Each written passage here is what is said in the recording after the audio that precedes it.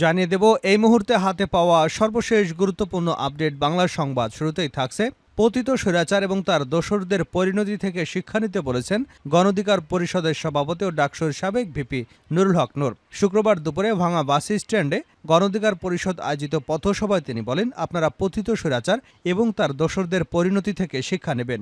মানুষ যাতে আপনাদের উপর ত্যক্ত না হয় সেভাবে আপনারা কাজ করবেন, মানুষের পাশে থাকবেন। তিনি বলেন, ফ্যাসিবাদ সরকার মনে করেছিল কিয়ামত পর্যন্ত তারা ক্ষমতায় থাকবে। ছাত্র জনতার অল্প কয়েকদিনের আন্দোলনে যেভাবে পতন হলো তা কল্পনাও করতে পারেনি এই ফ্যাসিস্ট সরকার।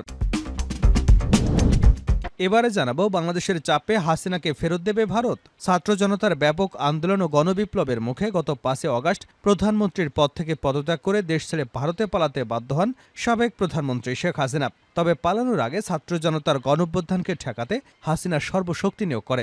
সীমাহীন সেই নৃশংসতায় নিহত হন শত শত মানুষ, আহত হন হাজারো শিক্ষার্থী। এমন অবস্থায় শেখ হাসিনাকে তার শাসনামলে হওয়া নৃশংসতার অভিযোগের মুখোমুখি হওয়ার জন্য তাকে বাংলাদেশে প্রত্যাবর্তনের জন্য ভারতের উপর চাপ বাড়ছে। প্রিয় দর্শক, এই চাপের মুখে নরেন্দ্র মোদী কি বাংলাদেশে ফেরত পাঠাবে শেখ হাসিনাকে, নাকি তিনি তার কাছে রেখে দেবেন? এ বিষয়ে থাকছে একটি তথ্যমূলক আলোচনা, সঙ্গে থাকুন।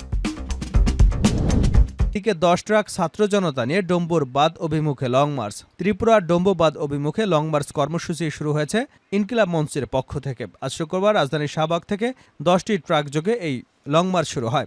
আন্তঃসীমান্ত নদীতে আন্তর্জাতিক আইন লঙ্ঘন করে বাঁধ নির্মাণের প্রতিবাদে এ কর্মসূচি ঘোষণা করে ইনকিলাব মঞ্চ। এবারে থাকছে বিতর্কিত দেওয়ানবাগীর আস্তানায় ভাঙচুর, অগ্নিসংযোগ। নারায়ণগঞ্জের বন্দর উপজেলার মদনপুর বাস স্ট্যান্ড সংলগ্ন বিতর্কিত দেওয়ানবাগী পীরের আস্তানায় ভাঙচুর এবং অগ্নিসংযোগের ঘটনা ঘটেছে। শুক্রবার ফজর নামাজের পরে ঘটনা ঘটে। খবর পেয়ে বন্দর ফায়ার সার্ভিসের কর্মীরা আগুন নেভাতে সক্ষম হন। এ নিয়ে এলাকায় থমথমে অবস্থা বিরাজ করছে। এ ঘটনায় ওই এলাকায় অতিরিক্ত পুলিশ মোতায়েন করা হয়েছে।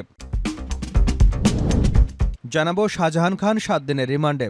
ধানমন্ডি থানার মোতালিব হত্যা মামলায় সাবেক মন্ত্রী ও আওয়ামী লীগের সভাপতিমণ্ডলীর সদস্য শাহজাহান খানকে আদালতে 7 দিনের রিমান্ডে পাঠিয়েছেন।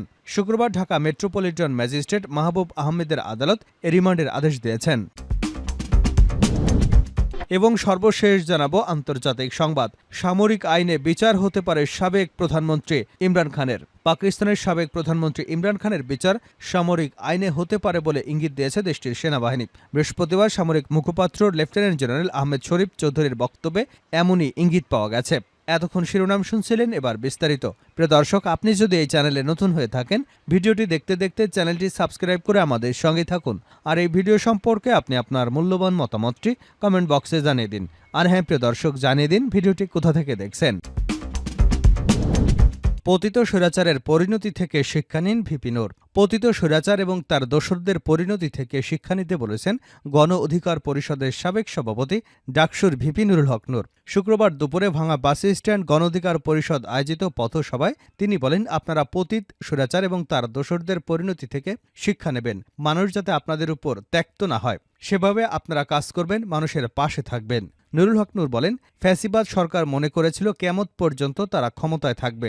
ছাত্র জনতার অল্প কয়েকদিনের আন্দোলনে যেভাবে পতন হলো তা কল্পনাও করতে পারেনি। এসব কৃতিত্ব কোনো রাজনৈতিক দলের নয়, এই কৃতিত্ব ছাত্র জনতার। তারা রাস্তায় নেমে এসেছে বলেই শেখ হাসিনার পতন হয়েছে।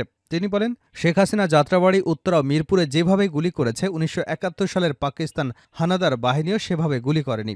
নূর আরও বলেন, এক ফ্যাসিবাদেরা বাস স্ট্যান্ড, টেম্পো স্ট্যান্ড, সবজি বাজার সহ সারা দেশে যেভাবে দখল করে রেখেছিল, তাদের বিদায়ের মধ্য দিয়ে নতুন ফ্যাসিবাদ জায়গা করতে চায়। তাদের জায়গা হবে না।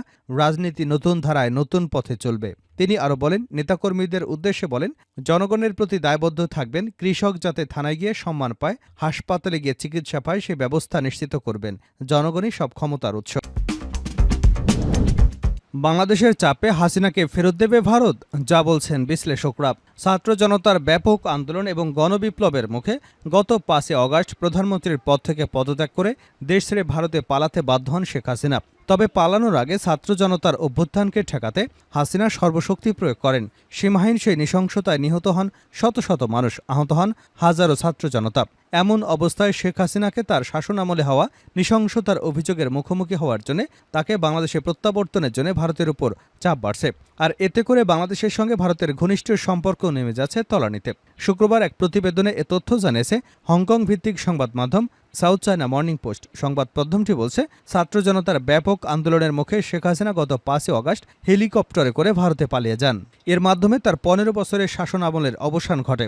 হাসিনা 1.5 দশকের এই শাসন আমলকে ক্ষমতায় টিকে থাকার জন্য কারচুপি নির্বাচন, বিচার বহির্ভূত হত্যা, জোরপূর্বক গুমের মতো মানবাধিকার লঙ্ঘনের ব্যাপক অভিযোগে তারা চিহ্নিত হয়েছেন। বৃহস্পতিবার বাংলাদেশের অন্তর্বর্তী সরকারের প্রধান উপদেষ্টা ডক্টর মোহাম্মদ ইউনূস বলেছেন, বিচারের মুখোমুখি করার জন্য হাসিনাকে ফিরিয়ে আনার দাবি করছে দেশের জনগণ।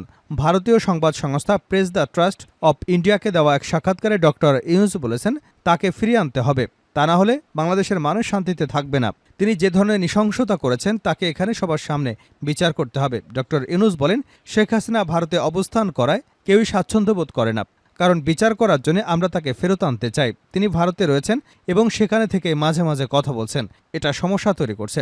তিনি যদি চুপ থাকতেন তাহলে আমরা ভুলে যেতাম, মানুষ এটা ভুলে যেত যদি তিনি নিজের জগতে থাকতেন। কিন্তু তিনি ভারতে বসে কথা বলছেন এবং দিক নির্দেশনা দিচ্ছেন, কেউ এটা পছন্দ করছে না। এই মন্তব্যের মাধ্যমে ডক্টর ইউনূস স্পষ্টতই গত 13 আগস্ট শেখ হাসিনার বক্তব্যের কথাই উল্লেখ করেছেন। ওই সময় শেখ হাসিনা ন্যায় বিচারের দাবি করেছিলেন এবং বলেছিলেন, সাম্প্রতিক সন্ত্রাসী কর্মকাণ্ড, হত্যা, ভাঙচুরের সাথে জড়িতদের অবশ্যই তদন্ত এবং চিহ্নিত ও শাস্তি দিতে হবে। ডক্টর ইউনূস পিটিআইকে বলেন, এটা আমাদের বা ভারতের জন্য ভালো নয়, এটা নিয়ে অস্বস্তি রয়েছে। এছাড়া বাংলাদেশের বিরোধী দল এবং কর্মীরা এর আগে অভিযোগ করেছিলেন, গত জুলাই থেকে আগস্ট পর্যন্ত সরকার বিরোধী বিক্ষোভের সময় পুলিশ এবং হাসিনার ক্ষমতাসীন বাহিনী, আওয়ামী লীগ দলের সশস্ত্র সমর্থকরা অনেক বিক্ষোভকারীকে গুলি করেছে। তাদের গুলিতে শত শত মানুষ নিহত, আহত এবং হাজারো মানুষ পঙ্গুত্ববরণ করেছে। হাসিনাকে বাংলাদেশিদের বিচলিত করে এমন রাজনৈতিক বক্তব্য না দিতেও আহ্বান জানান ডক্টর ইউনূস। তিনি বলেন, হাসিনা চুপ থাকলে আমরা ভুলে যেতাম, কিন্তু ভারতে বসে তিনি কথা বলছেন, দিক নির্দেশনা দিচ্ছেন, কেউ কেউ এটা পছন্দ করছে না। বিশ্লেষকরা বলছেন, অধ্যাপক ডক্টর ইউনূসের বিবৃতিটি বাংলাদেশের রাজনৈতিক পরিস্থিতির উপরে আলোকপাত করছে, কিন্তু তার দাবিতে রাজি হয়ে হাসিনাকে নয়াদিল্লি বাংলাদেশের হাতে তুলে দেবে এমন সম্ভাবনা খুবই কম। হরিয়ানার জিন্দাল গ্লোবাল ইউনিভার্সিটির আন্তর্জাতিক বিষয়ক অধ্যাপক শ্রীরাধা তত্ত্ব বলেন, ভারত হাসিনাকে বাংলাদেশের কাছে হস্তান্তর করবে এমন সম্ভাবনা খুবই কম। যা হয়েছে তা হলো, এখন বাংলাদেশের প্রতিটি কর্মকর্তা এবং স্টক হোল্ডার শেখ হাসিনা বিরোধী এবং ভারত বিরোধী অবস্থান নিতে চায়। অবশ্য গত শুক্রবার বাংলাদেশের অন্তর্বর্তী সরকারের পক্ষ থেকে হাসিনাকে ফেরত চাওয়া হলে তেমন ক্ষেত্রে প্রত্যাবর্তনের সম্ভাবনা সম্পর্কে দিল্লিকে জিজ্ঞাসা করা হয়েছিল।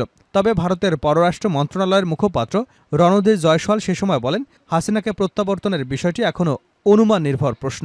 সে সময় তিনি আরও বলেন, আমরা আগেই বলেছি, বাংলাদেশের সাবেক প্রধানমন্ত্রী নিরাপত্তার কারণে খুব অল্প সময়ের নোটিশে ভারতে এসেছিলেন। এ বিষয়ে আমাদের আর কিছু বলার নেই। এছাড়া গত মাসে সংসদীয় অধিবেশন চলাকালীন ভারতের রাজনৈতিক দলগুলো দ্ব্যর্থহীনভাবে হাসিনা নিরাপত্তার পক্ষে অবস্থান নিয়েছিল এবং ভারতে তার আশ্রয় দেওয়ার সিদ্ধান্তকেও সমর্থন করেছিল। আওয়ামী লীগ নেতা শাহজাহান 7 দিনের রিমান্ডে। ধানমন্ডি থানার মুতালিব হত্যা মামলায় সাবেক মন্ত্রী ও আওয়ামী লীগের সভাপতিমণ্ডলীর সদস্য